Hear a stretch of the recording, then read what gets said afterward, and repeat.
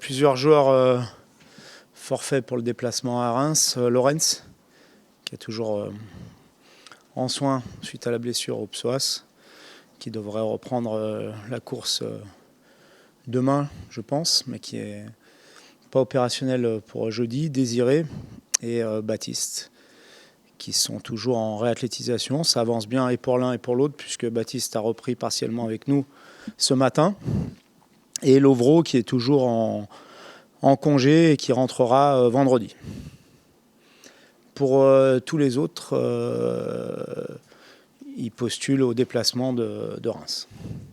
Steve aussi. Steve aussi. Tu étais heureux de le voir revenir plus tôt, peut-être son investissement? Oui, j'étais heureux. J'avais laissé, comme pour Lovro, la possibilité de rentrer le 30. Mais on a échangé régulièrement pendant la Coupe du Monde, et notamment après la finale. Et lui, de par son expérience, de par ce qu'il avait vécu après la Coupe du Monde 2018, il préférait rentrer tout de suite après le retour du Qatar et tout de suite reprendre l'entraînement individuel et collectif avec nous et être opérationnel pour le match à Reims. C'est retour le 30 ou Oui. tu l'as régulièrement au téléphone ou là il coupe Non, il a coupé. Je crois qu'il se repose dans un pays où il fait plus chaud que chez nous. Et c'est bien, c'est normal. Parce qu'ils sont allés jusqu'en demi-finale avec la troisième place. C'est un très beau parcours qu'ils ont réalisé. Et je pense même s'il n'a pas beaucoup joué, il avait besoin aussi de se ressourcer. C'est important pour les joueurs d'avoir un petit moment de repos entre les compétitions. Vous êtes invaincu depuis 4 mois désormais. Alors évidemment, la Coupe du Monde a attiré un peu le nombre de semaines. Est-ce que y a l'envie, évidemment, j'imagine, de poursuivre sur cette dynamique vers la Coupe? Oui, c'est surtout pour continuer d'avancer en termes de points et vers nos objectifs, parce que beaucoup d'équipes avancent très vite devant nous, derrière nous, donc il faut maintenir la cadence. C'est surtout ce qui nous intéresse. La série d'invincibilité, elle est intéressante à ce titre-là, et non pas parce qu'on veut battre des records. Je l'ai souvent souligné. Donc on a besoin de reprendre comme on a terminé, par le bon bout, avec un match qui s'annonce difficile. Toujours difficile d'aller jouer là-bas. Ils sont aussi sur une dynamique plutôt positive depuis le changement d'entraîneur. Donc on s'attend à un match, comme d'habitude, j'ai envie de dire, difficile à Reims. Est-ce qu'en termes de préparation, ça ressemble à un premier match de la saison où au niveau de la vidéo notamment, on ne sait pas trop à quoi s'attendre Pas tout à fait quand même, parce que la différence, c'est qu'on a notre groupe qui est constitué, qui a travaillé depuis 5 mois et demi, qui connaît maintenant ce qu'on attend d'eux, ce que j'attends d'eux au niveau des principes de jeu. La plupart des joueurs ont des automatismes, donc c'est un petit peu différent d'un début de saison après la période estivale, mais il y a quand même toujours cette part d'inconnu après 6 semaines d'arrêt de compétition, savoir comment on va reprendre et comment ça va se passer. Durant la période de préparation, tu as beaucoup insisté sur l'importance de l'aspect défensif de ton équipe. Est-ce que c'est aussi l'axe principal avant ce match? Oui, c'est l'axe principal de progression qu'on a, je pense, même si on est 4e meilleure défense du championnat, donc il faut relativiser.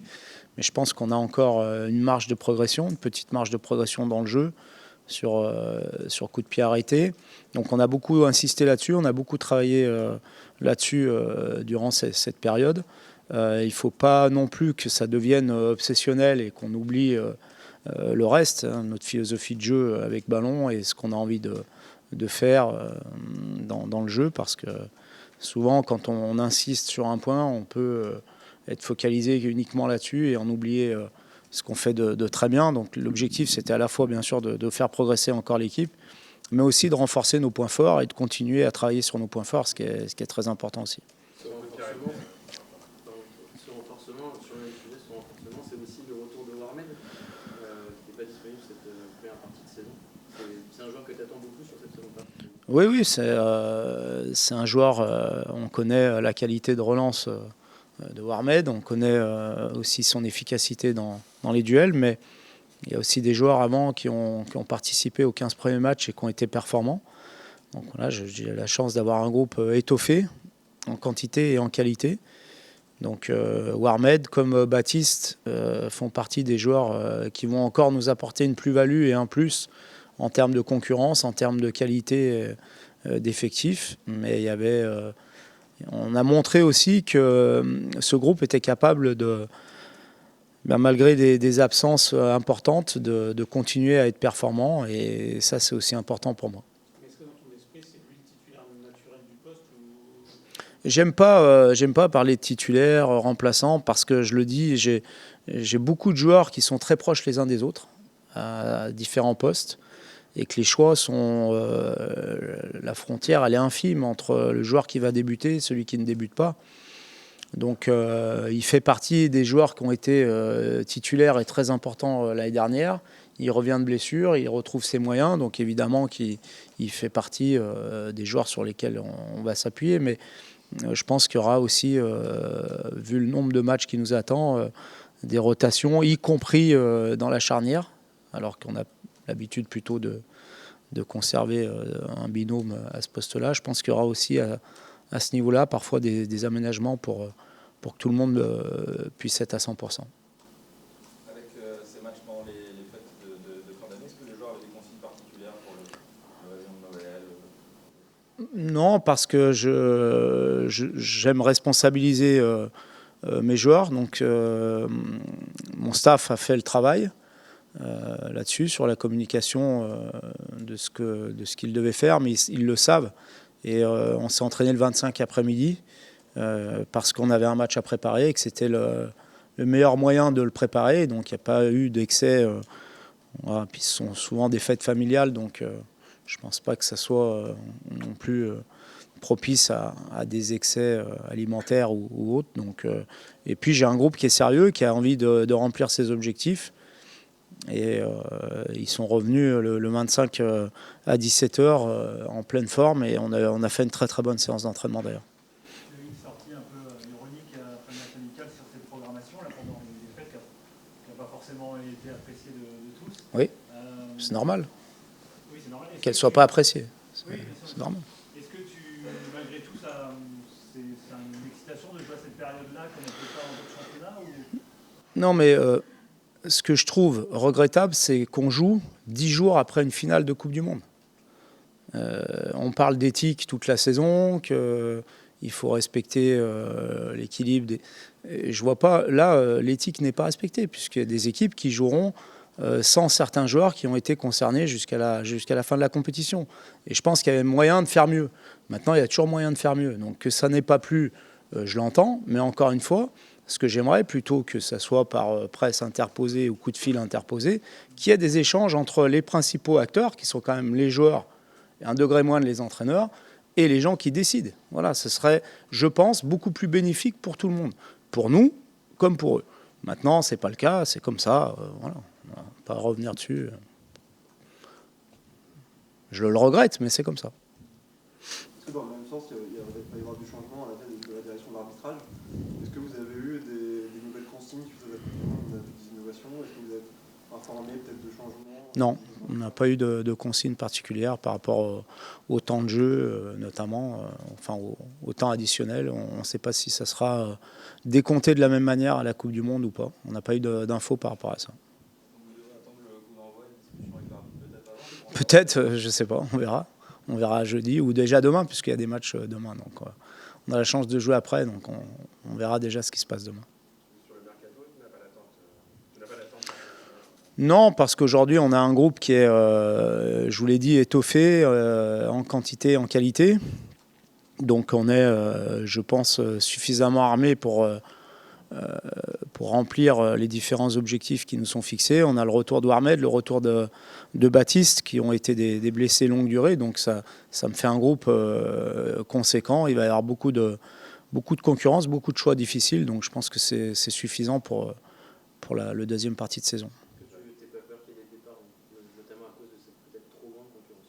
On va faire le point. On va faire le point avec Florian et Olivier Cleurec, le président, pour évoquer la situation de certains qui peuvent être en manque de temps de jeu et pas forcément contents de ça. Donc on va l'évoquer très rapidement pour en discuter et prendre d'éventuelles décisions sur d'éventuels départs. Pour l'instant, on n'a pas décidé de qui pouvait éventuellement quitter le club. Après, je pense que plus on a de joueurs performants à chaque poste et plus on a des chances de remplir les objectifs qui nous sont fixés.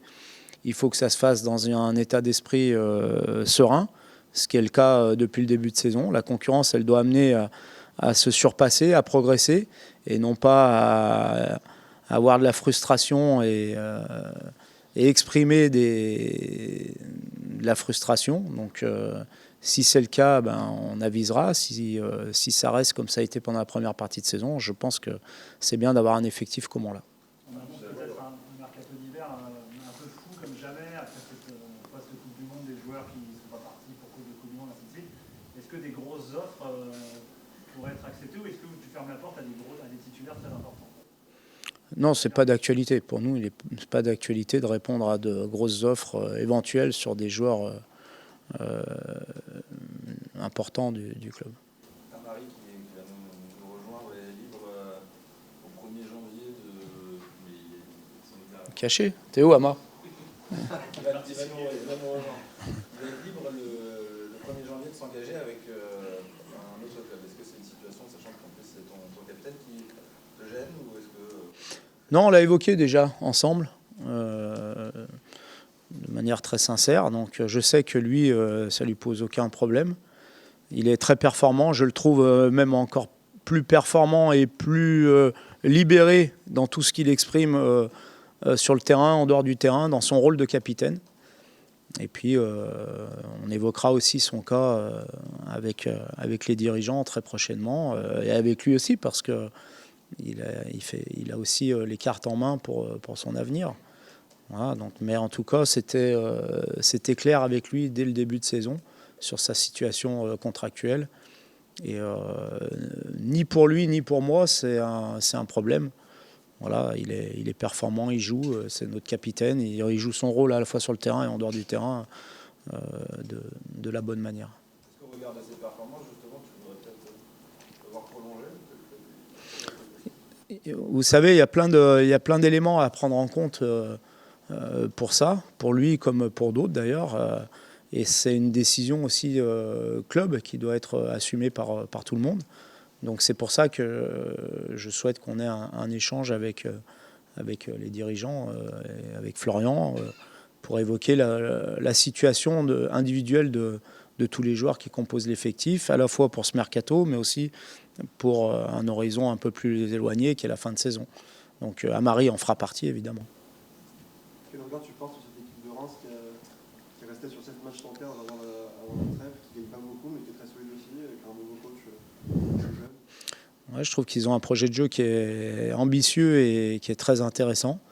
C'est vrai que c'est une équipe qui fait beaucoup de nuls, mais qui est difficile à bouger chez elle, qui a des principes bien ancrés depuis quelques temps, qui a fait des bons matchs contre les grosses équipes du championnat. Donc, mais un peu comme tous les matchs de Ligue 1, ce sont toujours des matchs difficiles à Reims, mais aussi contre les autres adversaires. Et c'est pour ça qu'on devra être à 100% de nos capacités pour ramener un résultat positif de là-bas. Quel souvenir tu gardes du dernier déplacement? Très particulier parce qu'on avait fait un début de match très moyen où Degan nous avait laissé dans le match pendant le premier quart d'heure. Ensuite, on a eu, je pense, jusqu'à la 65e minute, on avait fait, je n'aime pas dire ça, mais une démonstration de football avec beaucoup de très bonnes choses et 3 buts, mené 3-0, et puis une dernière demi-heure catastrophique où on s'en est sorti un peu miraculeusement en l'emportant, mais on aurait pu tout aussi bien faire match nul ou perdre. Donc un souvenir mitigé avec des hauts et des bas, un peu à l'image de notre saison dernière sur certains matchs. Je trouve que cette année, on a gagné en régularité et en constance à l'intérieur d'un match ou à l'intérieur d'une série de matchs, même quand on est en difficulté. J'espère que le match à Reims confirmera ce que je viens de vous dire. Tu disais souvent l'année dernière que tu voulais que ton équipe ait une culture de la gagne beaucoup plus forte. Vous avez pu parler depuis fin août maintenant. Est-ce que tu es sur une évolution dans l'état d'esprit? Et si oui, comment ça se traduit? Est-ce que c'est l'entraînement? Est-ce que c'est quotidien? Oui, je pense qu'il y a d'abord l'équipe. On a eu la chance de garder une grande partie de l'ossature de l'équipe de l'année dernière. Donc elle a pris un an d'expérience supplémentaire. On travaille, on échange beaucoup. Il y a un état d'esprit aussi dans ce groupe qui se dégage, qui est très positif. Et comment ça se traduit? Pour moi, le match qui traduit le mieux ce qu'on vient de dire, c'est le match à Lille, où on a été en grande difficulté, mais où on a réussi par d'autres valeurs que notre jeu habituel, à sauvegarder un point grâce au talent individuel de certains joueurs, mais aussi grâce à cet esprit de refuser la défaite, de faire encore plus dans les moments difficiles. Je pense que c'est une évolution par rapport à l'année dernière, ça reste très fragile, donc il faut l'entretenir, il faut le renforcer chaque jour à l'entraînement, dans tout ce qu'on fait, dans les jeux, et c'est comme ça qu'on avancera vers nos objectifs.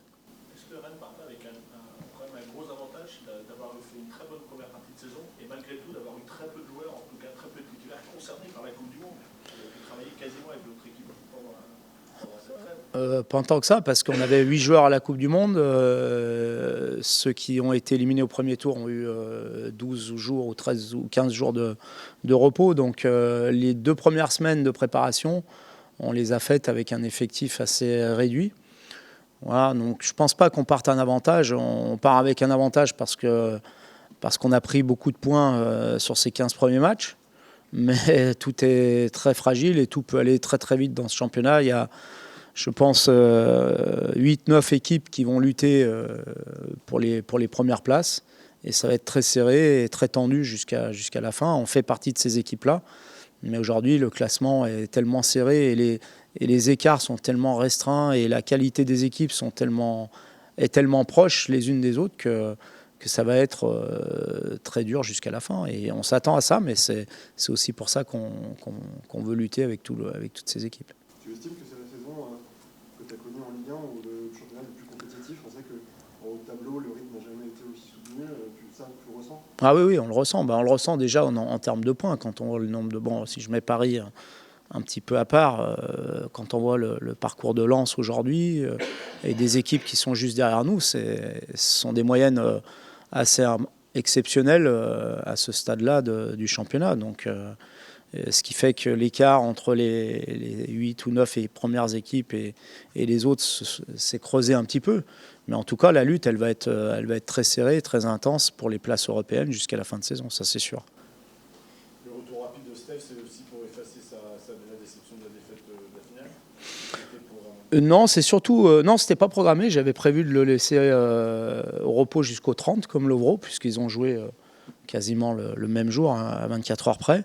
Mais comme je vous l'ai dit, lui, il avait une expérience après la Coupe du Monde 2018 où ça ne s'était pas passé comme il souhaitait la saison suivante. Alors là, même si c'est un peu différent parce qu'on n'est pas sur une autre saison, mais on est sur la même saison, il en a tiré les enseignements et il a préféré rentrer plus tôt, rester avec nous, être concerné tout de suite plutôt que de couper. Et voilà. Donc après, j'aménagerai lorsque ce sera possible des temps, peut-être des jours de repos supplémentaires pour ces joueurs qui sont allés à la Coupe du Monde, même si ils n'ont pas tous beaucoup joué, mais ils ont laissé beaucoup de charges émotionnelles. Et on aménagera ça individuellement. On a lu chez West France, c'est-à-dire que tu avais offert des cadeaux à chaque enfant de tes joueurs. Oui. C'est une tradition? C'est une nouveauté? Non, j'ai pensé à ça parce que je trouve que c'est... Je fais souvent référence à Gérard Rouillet qui portait énormément d'attention à plein de petites choses extra-football.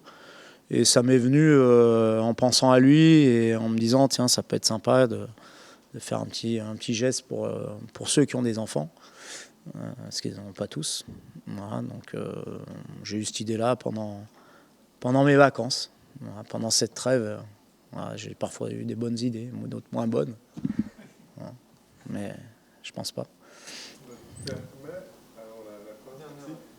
Est-ce qu'il y a un élément dans une équipe, cette Coupe du Monde, un élément dans une équipe, dans le jeu, dans la partie mentale, quelque chose qui vous a particulièrement marqué et qui vous donne envie de l'appliquer, peut-être ou pas? Il y a 2 équipes que j'apprécie beaucoup, entre autres, dans ce championnat. Bon, si on met Paris un peu... Ah, la Coupe du Monde, pardon. Ce qui m'a marqué, c'est, je l'ai déjà dit, je crois, il y a quelques temps, c'est j'ai vu très peu d'équipes pressées et haut. Beaucoup d'équipes avec un bloc médian ou bas. Beaucoup de jeux de transition. Une spécificité des attaquants, notamment des joueurs de côté, avec beaucoup de vitesse.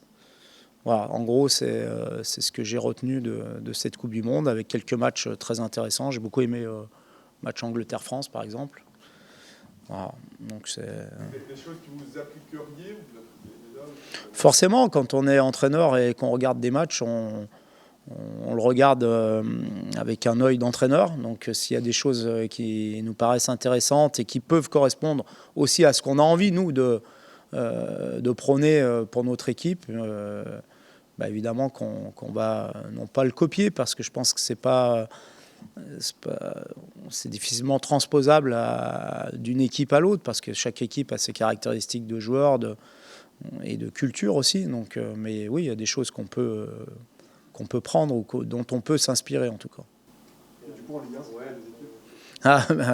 équipes Non, en Ligue 1, j'apprécie beaucoup le jeu de Lens, jeu de transition, d'intensité, et je trouve que Lille joue très bien, avec des principes de jeu très intéressants offensivement, avec un jeu de position, avec une variété assez intéressante. Il y a une vraie recherche dans leur jeu. Donc, ce sont 2 équipes, si je mets Paris à part. Mais voilà, ce sont les 2 équipes qui m'ont beaucoup plu dans cette première partie. Merci.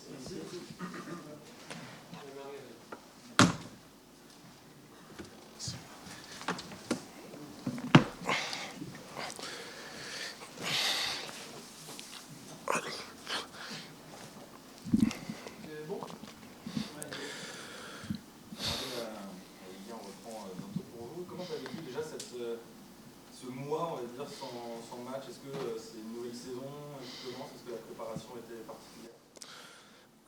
Oui, on va dire que c'est une nouvelle saison qui commence, puisqu'on a eu un petit mois de travail. On a bien travaillé, on a fait des matchs amicaux aussi qui se sont bien passés. On est prêt, on a bien travaillé, là on a hâte de reprendre le championnat. Est-ce que ça a été frustrant ce mois sans match, quand vous aviez une super série juste avant? Peut-être s'arrêter un mois et là il n'y a plus de compétition. Frustrant, non, on est des professionnels, on s'habitue au calendrier, à ce qu'on nous donne. Donc voilà, je pense qu'on a eu quelques jours de repos, on s'est bien reposé avec nos proches, passé des bons moments. Et voilà, la reprise, on a bien travaillé aussi, et là on est prêt à attaquer. Tu as regardé la Coupe du Monde où il y avait de la frustration de ne pas avoir pu y aller? Si, j'ai regardé, j'ai supporté toutes les équipes africaines et aussi j'ai supporté la France. Donc ouais, c'était une bonne Coupe du Monde, j'ai bien aimé cette Coupe du Monde. Tu as senti que ça avait été important, toi, d'avoir une équipe africaine en demi-finale du mondial pour la première fois, des choses dont vous avez parlé? Ouais, déjà on n'a pas beaucoup de pays africains qui participent, on a que 5 pays. Voilà, faire ce que le Maroc a fait, c'est historique et c'est très bien. Ça prouve que le football africain progresse et avance, c'est très bien pour le continent africain. Il en faudrait plus selon toi? Alors il y en aura sans doute plus avec la réforme de la Coupe du Monde, mais tu sens que c'est pas assez? Bien avant, je pense qu'on méritait d'avoir. Si on a plus de possibilités, je pense qu'on aurait déjà été en 8e ou en demi-finale depuis longtemps. Voilà, ce que le Maroc a fait, c'est historique, c'est beaucoup de fierté pour tout le continent africain. C'est mérité pour eux, c'est très bien. Tu as mis un petit message à Naïef? Oui, mais même pendant la Coupe du Monde, je voulais envoyer des messages que ce soit à Naïef, Lovro, tous nos joueurs qui étaient au mondial. Voilà, j'ai envoyé des petits mots d'encouragement qui pour moi, qui est symbolique. C'est pas beaucoup, mais ça fait plaisir pour eux et pour moi aussi. Comment est-ce que tu as retrouvé les coéquipiers qui sont revenus de la Coupe du Monde un petit peu plus tard que vous dans cette préparation? Bah, bien, bien, avec beaucoup d'envie et d'enthousiasme. Ils nous ont retrouvés, ils sont en pleine forme, donc prêts à attaquer. Est-ce que ça t'a étonné ou pas de revoir Steve revenir si tôt, lui qui avait le droit, le coach qui avait le droit de revenir que vendredi et il a eu envie de lui-même Non, pas du tout. En connaissant l'homme, en connaissant le sportif, donc je pense que voilà, il avait à cœur de vite retrouver la compétition. Voilà, il était avec sa sélection, voilà, il a joué un match, il travaillait bien et là, voilà, il revient pour pouvoir bien reprendre la compétition et être avec ses coéquipiers. En tant que capitaine, tu lui avais mis la pression un peu pour qu'il rentre tôt ou pas? Non, pas du tout, pas du tout. Ça, c'est pas mon rôle. Steve, il a beaucoup d'expérience pour pouvoir savoir quand est-ce qu'il peut reprendre, comment gérer son corps. Donc, non, ça, c'est pas mon rôle. Non. Ce match à Reims, comment tu le sens? Est-ce que tu as l'impression que vous êtes toujours sur la dynamique d'avant la pause Coupe du Monde? On a vu sur vos matchs amicaux que ça avait l'air en tout cas d'aller, donc c'est rien. C'est bien les matchs amicaux. On a pris de la confiance, ça donne de la confiance. Mais le plus important, c'est les matchs du championnat. Là, voilà, on a bien travaillé. On travaille encore bien cette semaine et pour pouvoir être prêt pour le match de Reims, voilà, qui est une équipe qui n'est pas facile à jouer, on le sait tous. Donc à nous d'être concentrés, de faire un gros match pour pouvoir prendre les 3 points là-bas. C'est une équipe que tu connais bien, hein, tu y as joué il y a quelques saisons. Est-ce que tu la regardes plus particulièrement que les autres équipes? Non, je regarde beaucoup le foot. Ouais, Reims, c'est mon ancien club. Je regarde les matchs et je suis un peu comment ça se passe. Comme je l'ai dit, voilà, c'est une équipe qui est difficile à jouer, qui travaille bien. Le club travaille bien aussi. Chaque fois, ils arrivent à vendre des joueurs. Donc voilà, moi, je suis plus concentré sur nous-mêmes, à ce que nous, on doit faire, à ce qu'on doit progresser. Et voilà, on va être prêt pour le match de jeudi et essayer de faire un gros match là-bas. Vous parlez de podium un peu, vous y êtes en ce moment? Non, pas du tout. Comme je l'ai toujours dit, il faut rester humble. Voilà, il faut rester concentré sur ce qu'on a à faire. Chaque match est une finale. Et voilà, nous, on essaie de rester nous-mêmes à bien travailler. On a beaucoup travaillé pendant le stage. Voilà, on avait des choses à gommer, à corriger sur nos plans défensifs. On a beaucoup travaillé sur ça. Voilà, on va essayer de continuer à progresser sur ces points-là et essayer d'être une équipe redoutable de ce championnat. C'est ce qu'on espère. Le coach nous a dit récemment qu'il avait un regret la saison dernière, c'était l'élimination à Nancy en Coupe de France. Est-ce que cette année, le groupe, vous vous êtes fixé de faire quelque chose dans cette Coupe de France? C'est fixé de faire quelque chose, je ne dirais pas, mais j'ai vécu une campagne de la Coupe de France ici. Franchement, c'est quelque chose d'énorme et j'espère qu'on fera une bonne Coupe de France cette année. Déjà, le début, c'est à Bordeaux. J'espère qu'on va faire qu'on fait quelque chose de bien. Et moi, quand même, j'espère vraiment que tous les joueurs seront prêts pour qu'on aille jusqu'au bout. J'espère. Parce que c'est quelque chose d'énorme et c'est inoubliable. C'est la première fois qu'il y aura le fameux Boxing Day, comme on dit en France. Est-ce que c'est quelque chose que tu regardais avec excitation en Angleterre quand tu regardes beaucoup de foot? Est-ce que ça te fait bizarre de jouer, que tu espères retrouver la même ambiance? Bizarre, non. Ouais, bah, je pense que tous les joueurs regardent les Boxing Day anglais. Je pense que voilà, c'est comme footballeur professionnel, on n'a pas à se plaindre. Voilà, le programme qu'on nous donne, on essaye de respecter et de le faire. Et ouais, j'espère qu'il y aura du monde au stade. Après, ça va être la première en France. Donc, s'il y a des beaux matchs, s'il y a des spectacles, je pense qu'il y aura des supporters. Donc voilà, j'espère qu'il y aura beaucoup de spectacles et beaucoup de buts. Comme ça, les supporters pourront venir. D'ici 5 jours, tu as eu libre de t'engager avec le club de ton choix pour la fin de saison. Est-ce que tu en as parlé avec le coach? Il nous disait que vous en aviez discuté sur ce que ça allait représenter pour la fin de ta saison. Est-ce que toi, tu te sentiras toujours Il n'y a pas longtemps, je pense qu'on a parlé de mon histoire de fin de contrat. Et j'ai parlé avec le coach au mois d'août. Et je pense qu'avant, quand on est en vacances aussi, on en a parlé. Mais très sincèrement, j'ai parlé à part le coach, j'ai parlé avec aucun de mes dirigeants de quoi que ce soit. Et il faut être clair, je n'ai pas eu d'approche quoi que ce soit, et mes agents aussi. Donc moi, je suis concentré sur le club, sur ce que j'ai à faire. C'est de jouer, prendre du plaisir, essayer d'apporter ce que j'ai pu. Après, voilà, comme vous l'avez dit, je serai libre d'aller où je veux, quoi que ce soit. Bon, aujourd'hui, je vais parler de ça pour une fois pour toutes, pour qu'on soit clair. Je parle avec personne, j'ai eu aucune discussion avec qui que ce soit. Je parlais qu'avec le coach. Il voulait savoir comment ça se passe, donc on s'est dit les choses clairement. Donc aujourd'hui, le plus important, c'est le football et moi, le football est au-dessus de tout. C'est ta dernière saison à Rennes ou tu le vis comme ça ou pas? J'ai pas, quand le moment sera venu pour communiquer quoi que ce soit, je le ferai. Mais en tout cas, je tenais à souligner que voilà, je n'ai pas eu d'approche de quoi que ce soit pour me dire une prolongation ou quoi que ce soit. Non, aujourd'hui, voilà, le plus important, je joue, on gagne, on avance et c'est le plus important. Tu es déçu de ne pas avoir reçu d'offre de prolongation? Non, déçu, non. Le club comment on appelle, a une politique à suivre. Donc, c'est pas parce qu'il y a Marie pour l'instant que je vais être déçu, non. Peut-être, je sais pas, il y a une cause à tout et il y a une fin dans tout aussi. Donc, non, pas du tout. Pas du tout. Je suis pas. Sincèrement, dire que ouais, venez me voir quoi que ce soit. C'est pas à moi de gérer ça, c'est pas à moi de décider il faut venir voir Marie, il faut parler de ça, non. Aujourd'hui, voilà, les choses sont telles qu'elles sont et je voulais vraiment être clair avec ce sujet-là, pour ne pas encore en parler pour le reste de la saison. Comme ça, tout le monde est focus sur ce qu'il sait faire et je pense que c'est le plus important. C'est pas quelque chose qui te fait cogiter après? Tu disais que tu te sentais même presque plus libéré dans ton rôle. J'ai toujours été libéré, j'ai toujours été moi-même, j'ai toujours été l'homme que je suis. J'ai pas besoin de comment on appelle, quand on me parle de contrat ou quoi que ce soit. Moi, je prends ce qui arrive et comme je l'ai dit, je suis un croyant et je crois au destin et voilà. Donc aujourd'hui, j'ai toujours été l'homme qui reste lui-même, voilà, joyeux, enthousiaste et essaie d'aider son prochain. C'est ça le plus important. Après, il y a rien qui affecte mon quotidien, mais voilà, mes proches ils sont heureux, moi je suis content, je me sens bien, donc c'est le plus important. Il y a la santé, c'est ça le plus important. C'est bon. Merci les gars.